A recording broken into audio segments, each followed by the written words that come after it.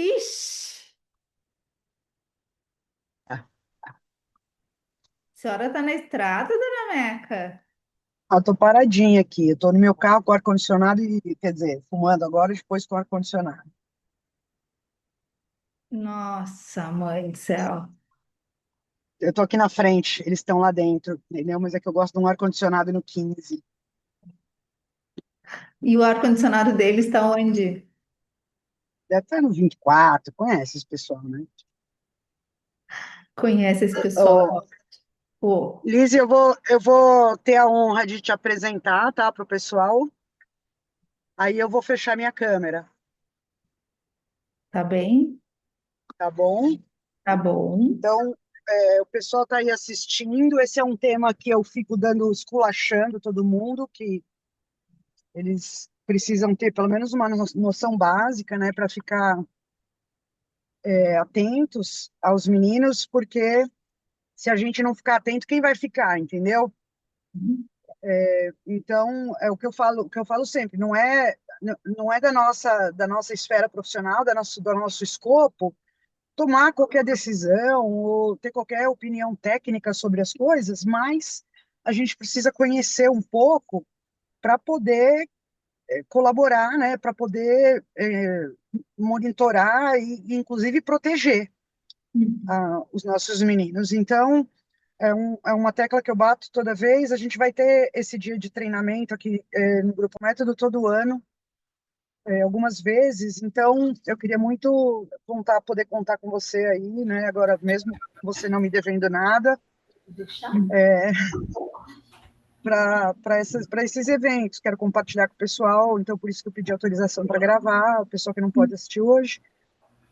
E, enfim, trazer um pouco desse conhecimento para a gente, tá bom? O Com pessoal certeza. sabe, o pessoal sabe que a Lisiane é uma médica, uma psiquiatra da infância e da adolescência de Porto Alegre. Até outro dia ela tinha uma dívida grande comigo, mas não tem mais. Então, a gente está kits, né, Lisi? Ó, Tu, Mas, tu que tá dizendo, né? Tu que tá dizendo. Tudo é, bem. mas eu acho que o que é importante para vocês saberem é que a Lise acompanha vários dos nossos pacientes e de outros pacientes que eu acompanho. E tem sido um trabalho muito bom com ela, porque a Liz é mãe de uma pessoa autista, de um menino autista, e então ela tem uma perspectiva um pouco mais sensibilizada a várias questões, um pouco, né? É, e ela tem feito um trabalho muito legal com as famílias dos nossos pacientes e com os nossos pacientes, e ela teve um papel importante agora, que eu falei, que eu compartilhei com todos vocês, na história do Pablo, que ela é médica do Pablo. Então, vou passar a palavra para a Lise e aproveitem aí esse conteúdo que é bem especial. Obrigada, Lise. Beijo. Gente, boa tarde, né? Eu ia dizer bom dia, mas já é tarde. A Meca me pediu uma aula, assim, né? Jeito Meca de ser. Então, farmaco, né? De falar de medicação. Eu trouxe algumas coisas, mas eu queria que fosse de fato uma conversa, porque eu acho que a realidade de cada um é muito diferente, né? Então, eu trouxe questões bem amplas para a gente conversar, mas muito com a ideia de fato, sensibilizar vocês para o papel de vocês, porque às vezes é quem está ali na frente da criança, né? Uma coisa que eu tenho feito nesses pacientes graves, como os pacientes, quando eu assumo os casos, como os pacientes do grupo método, é fazer um atendimento semanal. Por quê? Porque aí a gente consegue, de fato, olhar as diferentes situações de uma forma muito mais ampla e sempre juntar com as questões de comportamento, porque eu acho que isso é uma coisa que acontece muito, é a gente estar medicando, né? Acho que isso que a Meca fala muito, que ela baixa o pau, que é medicar coisas que não é medicação que vai resolver, né? O que eu também entendo dos meus colegas, né? Porque ali às vezes a gente está com uma família que está mandando mensagem, ele está tendo crise, ele está mal, ele nananã, e se eu não tenho uma boa ideia de análise do comportamento e não consigo entender que boa parte dessas crises não vão se resolver com medicação, né? Eu vou aumentando dose ou pior ainda, somando medicações. Não é incomum assumir esses casos com os pacientes tomando diversas medicações, uma que não conversa com a outra, uma que interage com a outra e diminui ou aumenta o nível sérico, sem se preocupar com questões clínicas que essas medicações muitas vezes vão estar trazendo. E vocês é que vão estar ali na frente, né, dessa criança, desse adolescente, enfim, desse cliente, como o pessoal do Alba fala, né? Então, eu trouxe algumas coisas, mas eu queria muito que fosse uma conversa, que vocês perguntassem, trouxessem dúvidas e a gente pudesse, de fato, discutir, pensar em como ajudar, né? Porque pacientes graves vão precisar de medicação, vão precisar de bastante medicação, vão precisar, e isso é outra coisa. A gente tem que pensar que quando a gente fala em desenvolvimento, as demandas vão mudando, né? E muitas vezes a gente vê as medicações não mudando. Então, somando-se medicações e não tendo um raciocínio clínico naquele momento, do desenvolvimento. Então, a primeira coisa que a gente precisa ter em mente é que no autismo a gente tem um cérebro atípico. E a ideia é que nós temos um cérebro com. Vocês estão vendo a apresentação? Sim? Sim, Tá. Então, a gente tem um cérebro com mais conexões, né? E aí a ideia de que essas conexões elas são anômalas. A gente tem uma rede neural que acaba tendo em muitos momentos muito mais intermeio delas, né, dela, e a gente acaba, né, que nem eu brinco, é certo que tem uns fios desencapados no meio disso tudo, que é quando a gente acaba tendo aí, algumas teorias falam do surgimento, principalmente no autismo de regressão, quando a gente tem migração neuronal e vai ter um aumento muito importante da árvore dendrítica, e aí a gente vai ter essas conexões anômalas. Então, isso é a primeira coisa, por quê?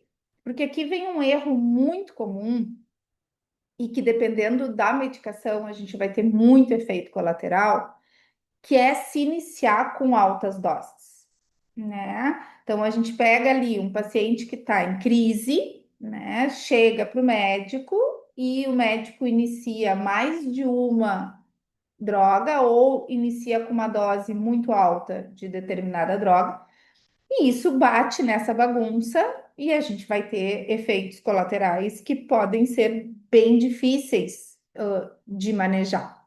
Então, acho que essa é uma primeira ideia que a gente precisa ter de perguntar para a família não só como está, né, o que está tomando, mas como é que foi introduzida. Então, aí a família vai lá no doutor Fulaninho, o doutor Fulaninho começa, por exemplo, a fluoxetina. E aí, tá, não, aí tu anota lá que começou a fluoxetina, mas qual foi, como é que o médico prescreveu o aumento? Qual a dose que se quer chegar? Se o médico prescreveu 20 miligramas de fluoxetina para começar direto com 20 miligramas de fluoxetina, tu senta e chora, porque vai dar ruim, entende? Mas aí tu já tá esperando que vai dar ruim, porque vai dar ruim. Então, esta é uma ideia importante da gente ter. Quando a gente pede, né, pergunta para a família o que que está tomando, porque também muitas vezes chega para mim assim, ah, já tomou tal coisa, mas não deu certo. E aí, quando eu vou ver o não deu certo, ou tomou uma subdose, ou começou e fez um aumento progressivo muito rápido, ou tomou junto com outra coisa, né? Estava tomando uma medicação já sedativa e começou com outra medicação também sedativa, né? Então, não é simplesmente o que eu estou tomando, principalmente quando eu tenho um cérebro mais sensível às medicações. E isso é o comum de acontecer, né? Quando eu sento com as famílias e tento fazer uma retrospectiva eu adoro quando tem aquelas mães bem obsessivas que anota tudo, sabe? Que vai anotando o que estava tomando, quando entrou, quando não entrou. que dose foi, o que também não é o comum, porque coitado dessas famílias, né? O tanto de demanda que eles têm, eles só querem tentar, muitas vezes, novos tratamentos que possam aliviar os sintomas. Então, estas são questões bem importantes quando a gente fala em medicação, porque são coisas que a gente não pensa, né? Que a gente não se preocupa em saber, que a gente não investiga e que são muito importantes quando a gente fala de tratamento do autismo.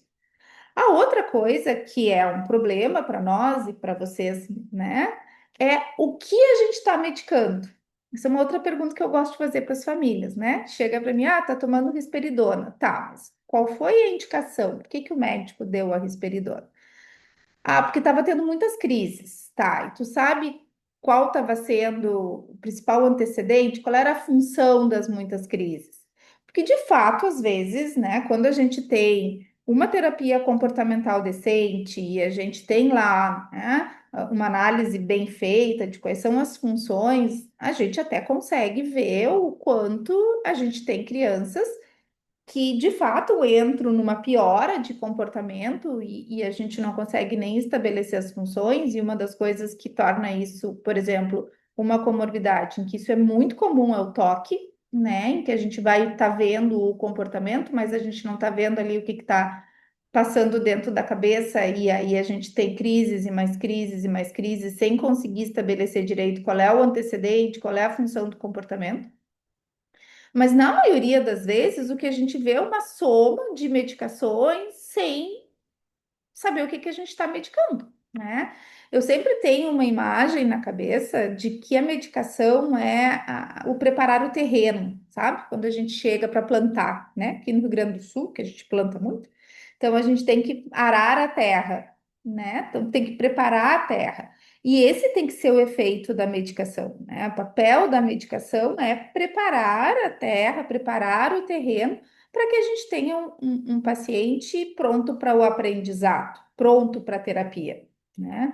O que exige, às vezes, que a gente pense um pouquinho, que a gente entenda a função daquele comportamento, né? Que a gente entenda clinicamente melhor o caso, o que leva tempo e exige paciência. E os casos que eu tenho e que deram certo com o método foram casos em que a gente teve muita paciência, né? De atendimentos semanais, de ajustes muito finos de medicação, de tentativas, né, de limpar esse terreno para aí sim conseguir estabilizar os pacientes. Então, são duas coisas que a gente tem que pensar muito. E aí, entrando nas classes mais usadas, a gente vai estar falando de fato em algumas classes que se usa mais, né?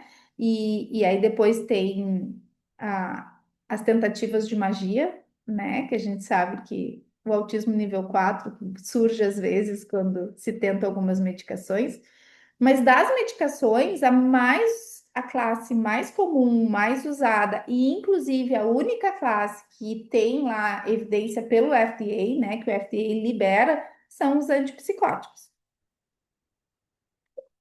Porque, de fato, os antipsicóticos, eles têm uma ação dopaminérgica importante, né, em várias vias, e eles vão estar ajudando na agressividade, nos sintomas cognitivos, né? O problema é que os antipsicóticos também têm efeitos colaterais muito importantes. Então, se tu entrar lá no site do FDA, tem duas medicações que o FDA libera para o uso no autismo, né? Que é a risperidona e o aripiprazol, que são dois antipsicóticos, ambos de segunda geração. Que isso é também uma questão muito importante. Quando a gente vai para os antipsicóticos, a gente hoje fala em três gerações. Os mais antigos, que só a Meca vai conhecer, né? Que é o famoso Aldol, né? Quem passou no Ele está hospício. voltando à moda, viu, Lise? Mas tu sabe, Meca, que, por exemplo, para pacientes com tique é a melhor coisa que tem. É, eles É, estão, eu tô vendo várias pessoas tornando, aliás, com vários, né? Não só os antipsicóticos, mas os antidepressivos também. é. O Pratix é a melhor coisa que tem, porque a gente não tem mais outras medicações que a gente usava para o tique, e como ele faz um bloqueio muito forte em D2, ele não tem, as novas medicações não têm este efeito. né? A Uhum. risperidona é uma das primeiras escolhas para tique, mas acaba tendo efeitos colaterais muito grandes em metabolismo, quando a gente precisa usar doses maiores. Então, quem passou no hospício, né? Quem passou em hospital psiquiátrico conhece o remédio azulzinho, né? A bolinha azulzinha que é o haloperidol. É a medicação, é o antipsicótico mais antigo que a gente tem, um dos mais antigos. E é o que mais se usa quando a gente pensa em serviço público. Qual é o grande problema do Aldol? Ele é uma medicação que tem efeitos colaterais a longo prazo muito importantes, né? Que são os efeitos que a gente chama de extrapiramidalismo. Então, é a famosa impregnação. O paciente é aquele que fica robozinho, que fica com roda denteada, né? Que é aquele sinal do braço, é um paciente que de fato fica contido quimicamente, mas isso leva a uma degradação também a nível de cérebro, né? Porque a gente vai para efeitos colaterais muito graves. Essa classe também tem a cloropromazina, né? Que é um laranjinha. Então, os pacientes dizem, doutor, eu tomo dois azulzinhos e o laranjinha, né? A cloropromazina ou o Ampliqtil é uma medicação que, como antipsicótico, é uma porcaria, mas para dormir é um espetáculo. Então, a gente acaba usando muito como indutor de sono, que, aliás, gente, vamos lá. Dormir é fundamental. Fazer essas crianças dormir, esses pacientes, fazer os clientes dormirem é fundamental quando a gente fala em aprendizado, né? Quando a gente fala em processos terapêuticos. E isso é outra coisa que eu acho que as famílias acabam entrando num costume, assim, de que parece natural não dormir, né?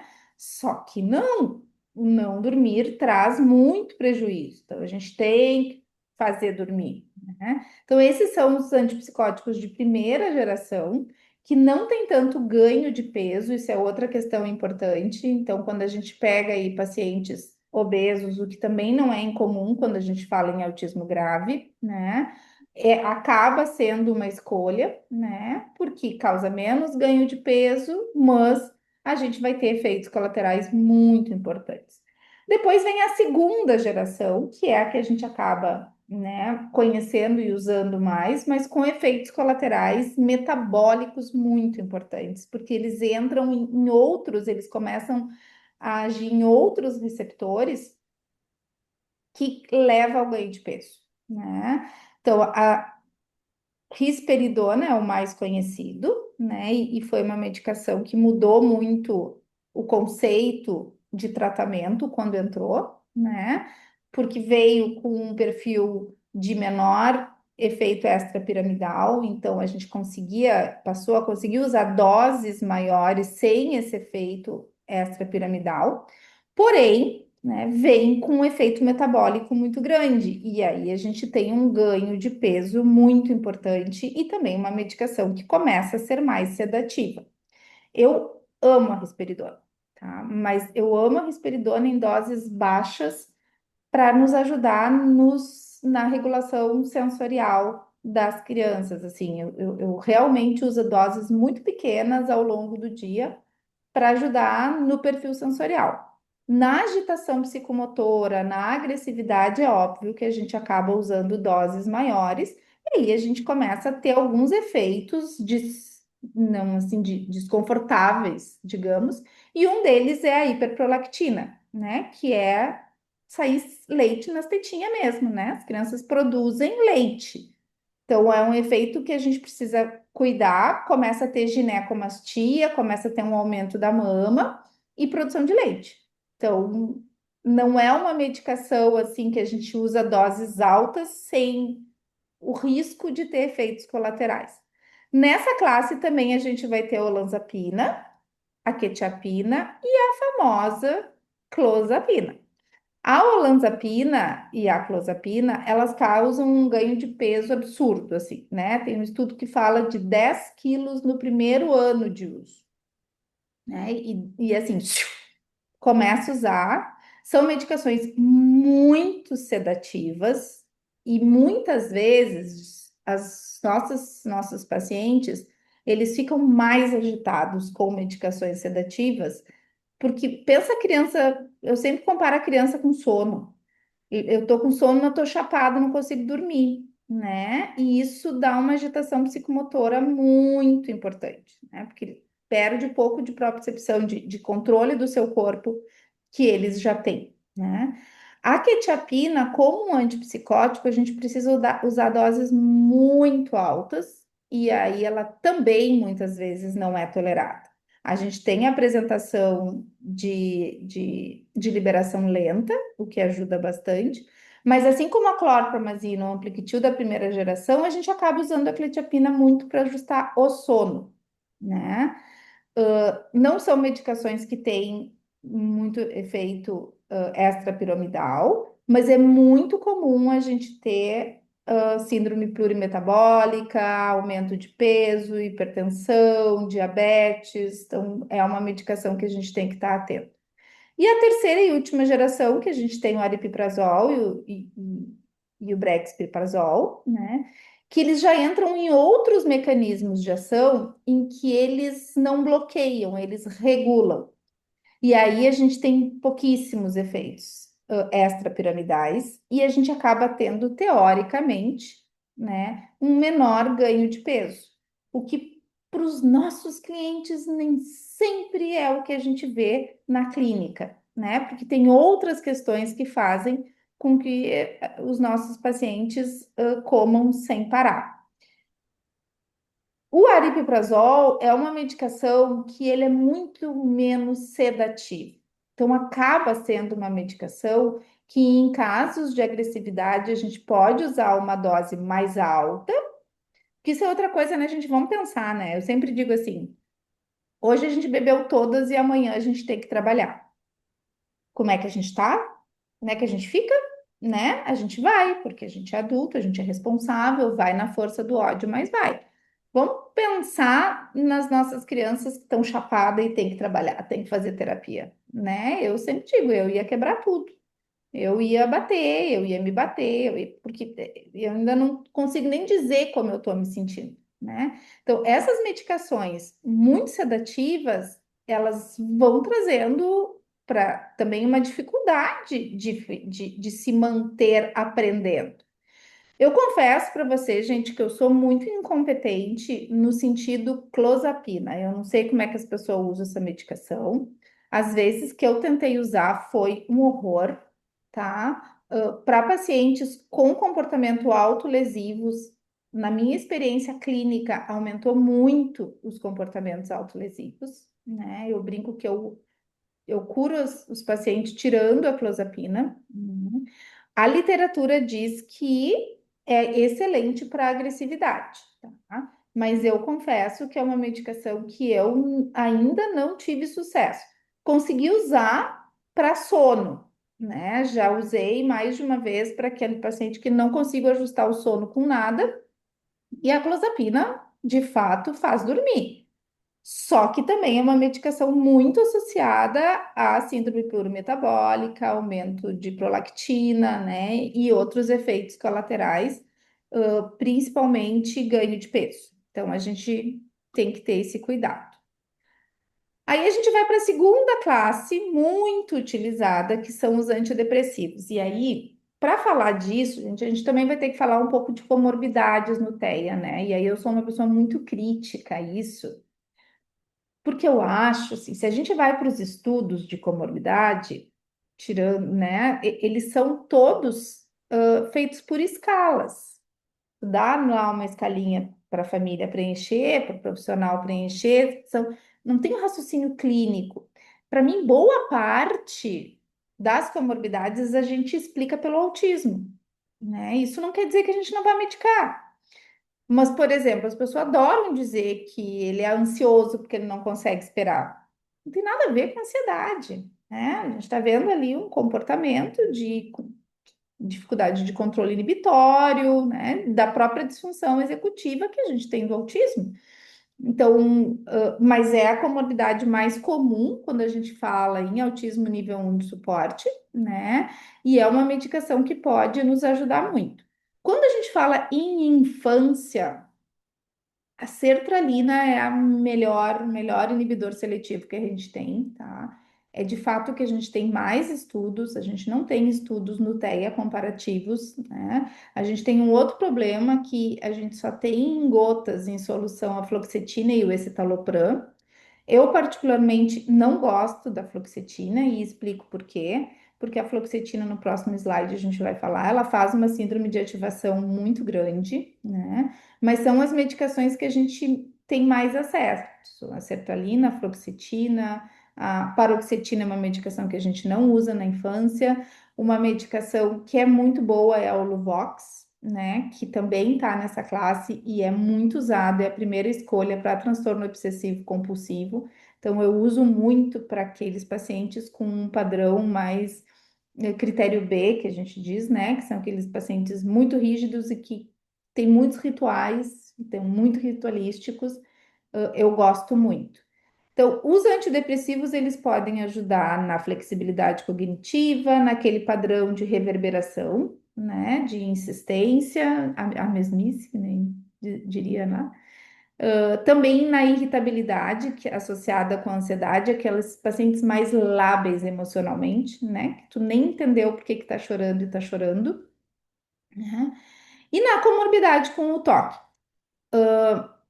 Os estudos falam que a gente tem de 7 a 25% de comorbidade do autismo com o toque, tá?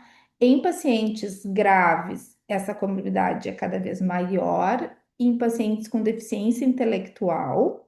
Então, é muito a população de vocês, né? E é algo que às vezes é muito difícil a gente fazer o diagnóstico e mais difícil ainda de tratar, porque a gente fica achando que é autismo, né? Mas claramente a gente tem que identificar quando sai da rigidez e passa para o ritual, né? De ter que fazer daquele jeito. E aqui vem muito esses casos de pacientes que a gente não consegue identificar qual é o antecedente de um comportamento.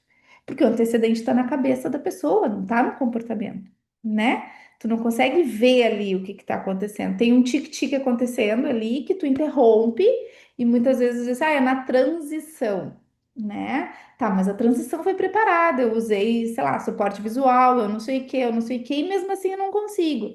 Tem alguma coisa ali acontecendo e a gente interrompe e tem um comportamento. Então aí a gente tem que pensar que a gente pode estar diante, né, de uma comorbidade com o toque. Qual é o principal erro, né, que eu já falei lá no início, né? Quando a gente inicia com altas doses de inibidor seletivo e a gente tem esse estado de hiperestimulação neuroquímica. A gente vai ter ali, né? Vamos pensar, inibidor seletivo da recaptação da serotonina. A serotonina ela não é recaptada na fenda e ela fica na fenda. Então, eu tenho ali um monte de vesícula cheia de substância, né, de serotonina, e com a entrada da medicação, eu tenho uma chuva dessa serotonina. Então, a gente entra nesse estado de hiperativação, e isso é muito comum. Então, agora, ao invés de perguntar só o que que o médico prescreveu, vocês vão perguntar também como é que é o aumento de dose que o médico prescreveu, né?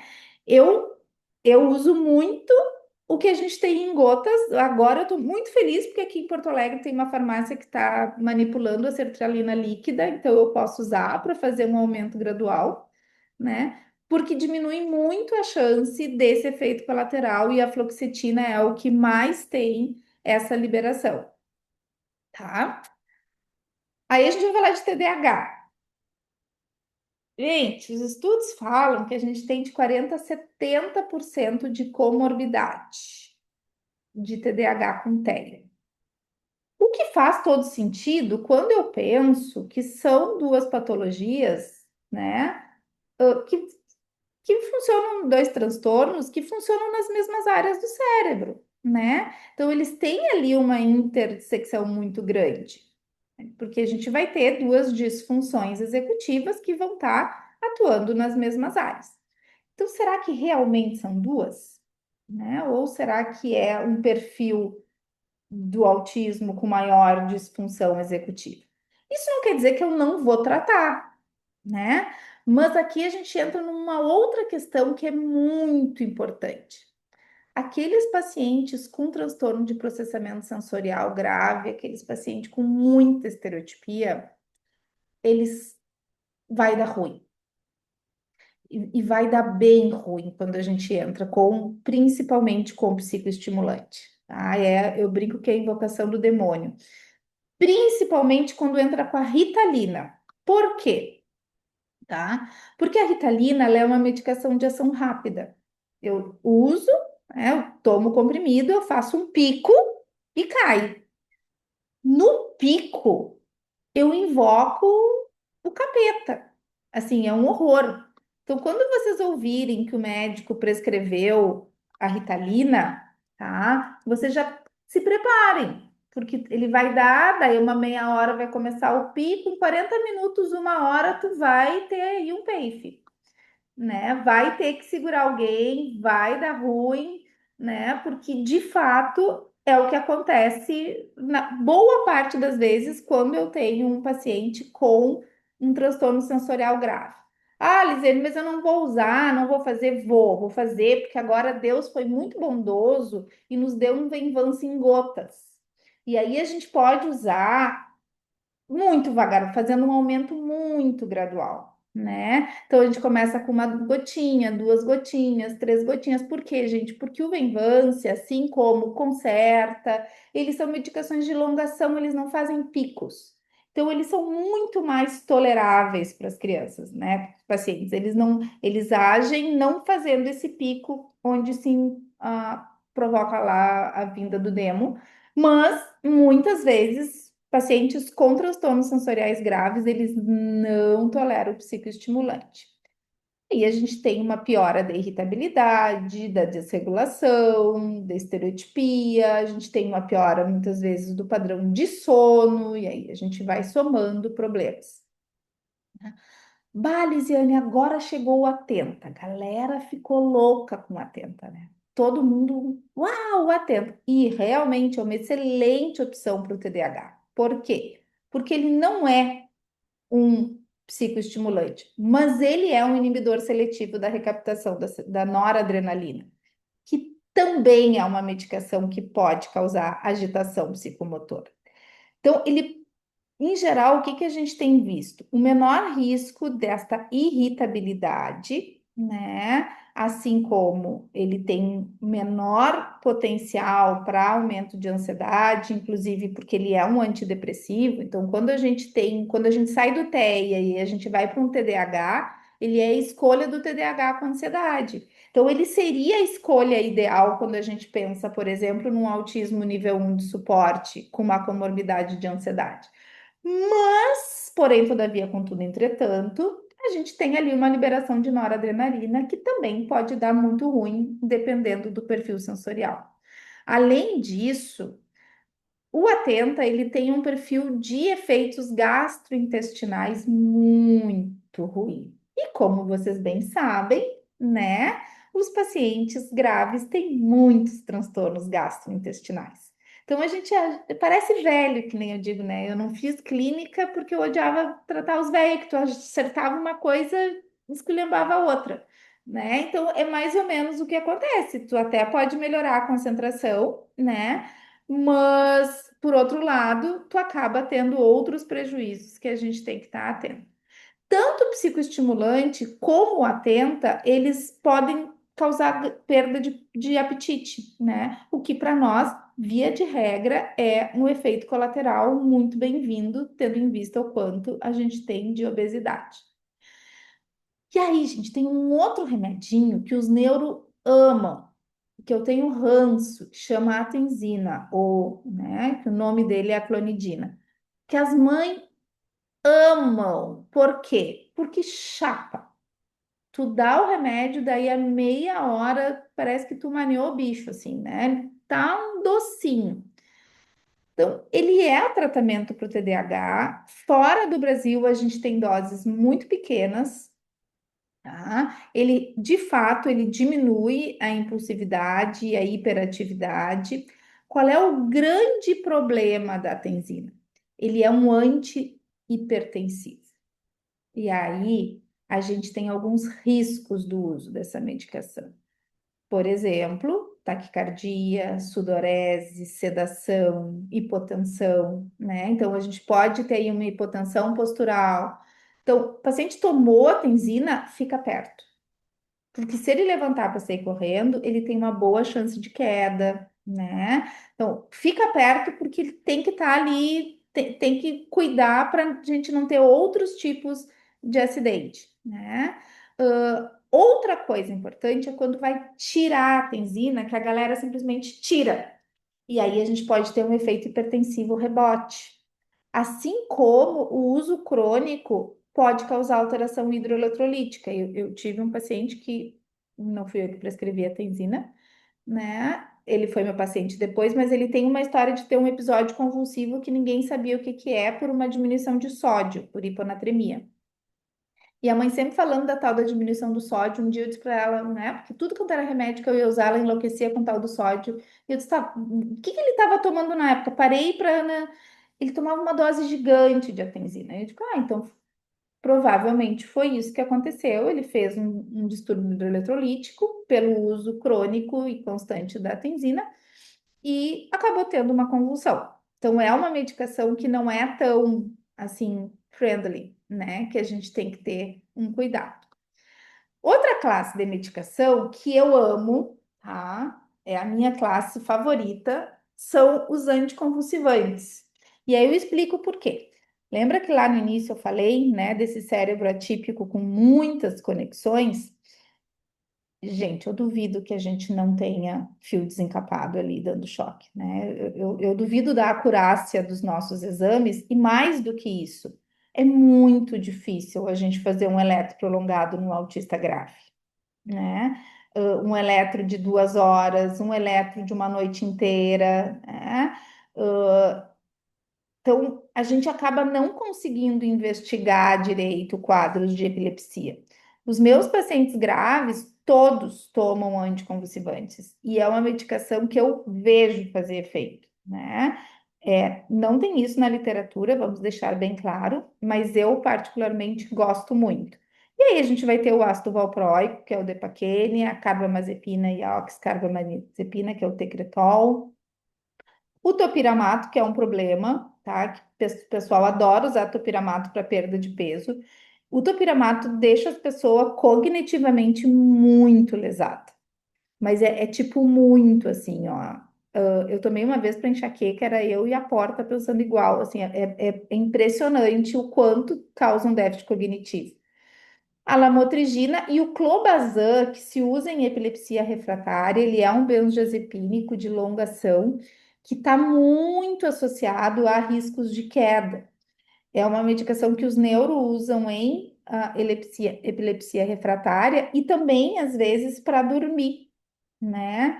Acho que foi o Pablo que tomava clobazam, não me lembro. Um deles tomava uma dose super alta de clobazam que a gente foi tirando muito lentamente, assim até conseguir tirar, porque é uma medicação que o uso crônico causa tolerância, causa dependência, né? A gente tem que ter algum cuidado. E o canabidiol, né? Que é o outro queridinho, a clozapina e o canabidiol. O canabidiol ainda não tem evidência na literatura para o tratamento do TEA, né? A principal indicação continua sendo em epilepsia. A gente tem estudos mostrando que pode aumentar, pode ajudar muito na irritabilidade, no controle de impulsos. Eu acredito no canabidiol, porque o canabidiol ele é um anticonvulsivante, e eu gosto de anticonvulsivante, mas eu acho que a gente ainda não ajustou direito esse negócio, assim, né? Ele é muito usado em pacientes graves, né? Com alguns com boa resposta, principalmente com THC, né? Mas ele tem alguns efeitos adversos que a gente precisa ter cuidado, e de novo a gente vem com questões gastrointestinais, que eu acho que é um efeito que muitas vezes a gente acaba não vendo, né? Porque a gente tem pacientes não verbais que não sabem reclamar de dor de barriga e tem ali um desconforto gástrico que a gente não consegue perceber. Então, é uma medicação que, e no aumento de dose, tanto os anticonvulsivantes como o canabidiol No aumento de dose, muitas vezes a gente tem uma piora da agitação psicomotora para depois ter uma melhora, né? Então, quando você souber assim, ah, o doutor aumentou a dose do remédio, vai piorar para depois melhorar, tá? Essas são as principais classes de medicação, né? Eu vou abrir para vocês perguntarem outras que vocês queiram saber, para a gente conversar, tá? Mas eu queria trazer para a gente ficar atento, gente, aos sinais de alerta. O que que é muito comum acontecer? Eu estou usando uma medicação X e aí eu tenho uma infecção e uso um antibiótico que vai competir pela mesma enzima que está metabolizando aquela medicação. E aí eu vou ter um nível sérico aumentado da medicação e eu vou ter uma intoxicação. Então a gente está sempre atento, vocês conhecem os clientes de vocês, né? Melhor que os pais, na maioria das vezes. Então, a gente está sempre atento à mudança de nível de consciência, né? A episódios que a gente não consegue ver um antecedente, né? Uma mudança muito brusca na curva de comportamento. Então, aquele paciente que vinha aí começou a ter muitos comportamentos disruptivos, né? A gente fica atento, por exemplo, a sinais. Eu tive um paciente que começou a ficar amarelo, tá? Que é uma falência, pode ser uma falência hepática, né? Eu ficar atento a qualquer mudança no padrão, eu acho que a gente acaba muitas vezes não minimizando o efeito que essas substâncias têm, né? Uma coisa que é muito difícil é fazer exame de sangue, né? Nos nossos pacientes, assim. E aí acaba-se muitas vezes não vendo função hepática, função renal, essas drogas elas são metabolizadas principalmente no fígado, né? E aí a gente já tem um gordinho que tem uma esteatose hepática, e aí a gente já tem um fígado ali mais ou menos meia boca.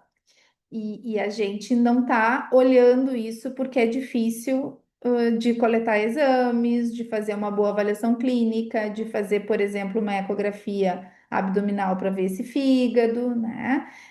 Não é à toa que autistas morrem muito mais cedo, né, gente? Porque a gente acaba tendo aí uma série de. O Pablo agora foi completamente mal assistido na sua primeira ida à emergência, né? Porque é um paciente grave, difícil e não se fez o que tinha que ser feito, que era um raio-x. Pois quando ele voltou, né, com uma pneumonia, com uma sepse, voltou séptico, porque a pneumonia que ele estava não foi vista na sua primeira ida na emergência, né? Então, são coisas muito importantes e que vocês que estão na frente aí dos pacientes podem ver, né? E eu acho que quem vai trabalhar com saúde não pode se eximir, né? Porque às vezes mais o teu olhar pode ser o único olhar naquele momento, né? Então a gente poder estar atento a isso, saber as mudanças de medicação, né? Saber as mudanças de dose, não só de medicação, e estar atento a esses efeitos colaterais pode ser muito importante. Vão, falem. Professora, Oi, aluna! te mandei 30 mensagens que eu tô com a mão levantada aqui. É, mas foi bom que eu esperei até o final, que foi bom. Eu vou fazer umas perguntas, tá? E vou pedir para você explicar uma coisa, assim. Primeiro que, para o pessoal que está assistindo, tá? A doutora Lise, ela cobriu aí as classes de medicamento, né? Que ela falou, acho que eu cobri todas. Gente, ela cobriu todas as classes de medicamento que os nossos pacientes tomam, tá? Então, isso é super importante.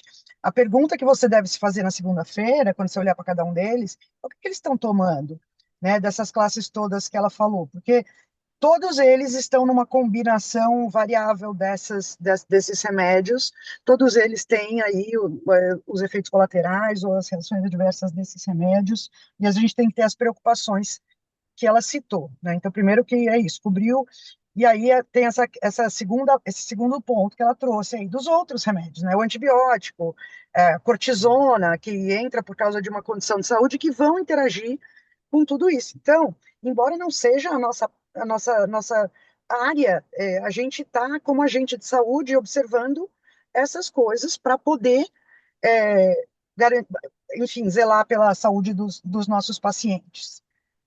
Agora, eu queria perguntar uma coisa para a doutora Lisiane, que é uma impressão que eu tenho, né? Então, ela falou assim, os antipsicóticos, uma dos tipos, né, de efeitos colaterais que ela analisou foi ganho de peso, né? Em todas essas, principalmente dos antipsicóticos, né, das três gerações lá dos antipsicóticos. E aí tem alguns que têm um ganho de peso, outros que têm menos, outros que têm mais. A minha pergunta é, Lise, é ganho de peso por alguma razão metabólica ou é ganho de peso por uma razão comportamental? Metabólica, várias razões metabólicas. A gente Tá, tem, por exemplo, né, o sistema límbico, que é associado ao prazer ali, né, ele fica totalmente alterado com o antipsicótico. E isso causa também, de fato, um desejo de comer. Ah, bom, mas gente, então aí tem um efeito de aumento de comportamento direcionado à comida, tá certo? sim, Então, sim. de fato, eles comem mais. Eles comem mais, mas também eu tenho uma redução de metabolismo. São várias Entendi. questões associadas, entende? E eu tenho Uhum. uma ação, uma coisa que acontece muito, né? Que eu e essa senhora, a gente tem aí um problema das integração sensorial, mas agora a Meca me disse até que está acreditando, né, Meca, integração Não, sensorial? não acreditando, não. Não, acreditando, não. Acreditando que Eu existe. dialogando. Tá, Estou acreditando que dialogando. tá bem, amiga. Porque assim, um dos sentidos que a gente tem chama interocepção, né? Que é a percepção dos órgãos internos. As nossas crianças com transtornos sensoriais graves, elas não têm essa sensação de saciedade, tanto a nível de cérebro como a nível de estômago mesmo, de sentir que tá cheio, né? De fazer esse registro. Então, não é incomum comer, comer, comer, comer sem saber que está comendo. Tem uma questão comportamental que é muito importante, né? E eu acho também que dentro de todas as questões que as famílias têm que manejar, ai, deixa comer, né? Então, eu acho que é uma coisa que acaba tendo um comportamento que acaba sendo muito validado também no ambiente familiar, né? A razão pela qual eu perguntei, Liz, é porque, assim, né, muitas vezes você fala assim, o médico introduziu a quetiapina, né? Aí a quetiapina, por quê? Porque para diminuir a agressividade, sei lá. Aí o que a gente vê é um aumento, né, de agressividade. Aí a gente vai falar assim, nossa, mas a quetiapina aumentou. Não, veja, talvez a quetiapina tenha aumentado a compulsão por comida, e isso aumentou as situações de bloqueio de acesso à comida, as situações de frustração e aí a agressão. Então, essas coisas que eu acho que a gente tem que ficar muito atento para, inclusive, informar ao médico, que o médico está medicando o comportamento de X, mas se aquilo vai vai gerar um outro caminho para o comportamento X, ele tem que saber. Então, ele pode falar, olha, libera comida, né? Ou vai gerar um comportamento Y, né? Ou outra coisa importante, né, Meca, que assim que eu fico meio indignada, é que os médicos muitas vezes têm preguiça de dizer para a família que essas coisas podem acontecer, né? A gente fala muito numa decisão conjunta, né? Eu sempre digo para as famílias, ó, a gente tem que decidir aqui o que que a gente vai fazer. A gente tem essa e essa. O que que a gente vai arriscar? Porque, infelizmente, é muito erro e acerto, né? Então, Lógico. a gente precisa dividir isso e ter um consentimento informado. Nos Estados Unidos, as famílias assinam um termo quando vão entrar com essas medicações, né? Aqui a gente ainda tem uma cultura muito do médico prescrever e as coitadas famílias nem perguntarem qual é o efeito colateral de cada. Que inclusive, às vezes as famílias falam, eu não vou no médico, porque ele vai mandar eu tomar remédio. Falei, caralho, o médico não manda você fazer porra nenhuma, vocês decidem junto, porra. Entendeu? Se o médico mandar você tomar não sei o quê, você tem que saber se você quer ou não tomar, se você vai ou não correr o risco. Né? Então eu sempre falo, vai no médico, tem que ter um médico acompanhando, caralho, que você confie.